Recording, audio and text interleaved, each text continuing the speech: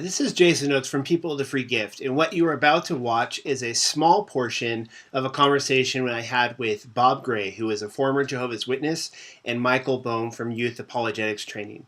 If you'd like to see the entire conversation, it is available to those who are on the $5 a month Patreon supporting level, and you can find a link in the description down below. It also gets you access to all of the video material that I put out here on YouTube, the entire conversations and interviews I've had in the past.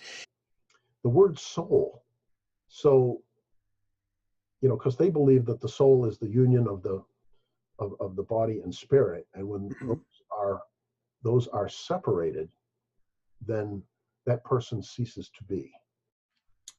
Okay. And the only thing left of you when you die is your what they call life pattern that is now in Jehovah's memory. So at resurrection, he creates a new body for you, injects this life pattern into that body, and that is you resurrected. Okay, now that sounds like the sci-fi concept of transhumanism, Yep. where you at the point of death, you upload your consciousness to a computer, and then they re-download it to another body at another time. And quite frankly, okay, so you clear aside the fun sci-fi concepts here. That's not you. If you think about it, that would be a copy of you. Yes, there's a lot of holes in that thing, and I won't get into that at this point because we could spend a whole show on that.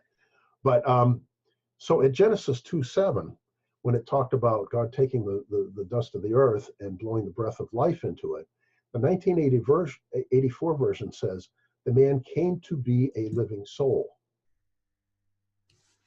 Mm-hmm. So they would always use that verse to argue for their view of what the soul is.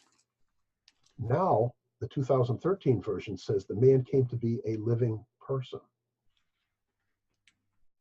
Yeah.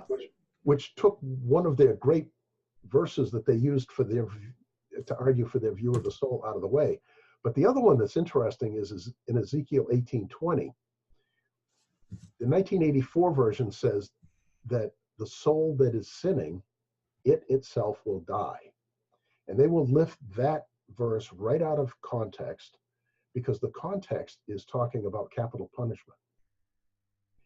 And it's basically saying the person that did the crime does the time or ends up dying for it. And they didn't change soul this time. Now it says the soul who sins is the one who will die. Yeah. So in several other places, they have taken the word soul out and replaced it with a phrase that to them more accurately reflects what the use of that word soul is at that point. Yeah. Regardless of the fact that the Hebrew and the Greek, it's specifically speaking of the soul. Mm-hmm. Yeah.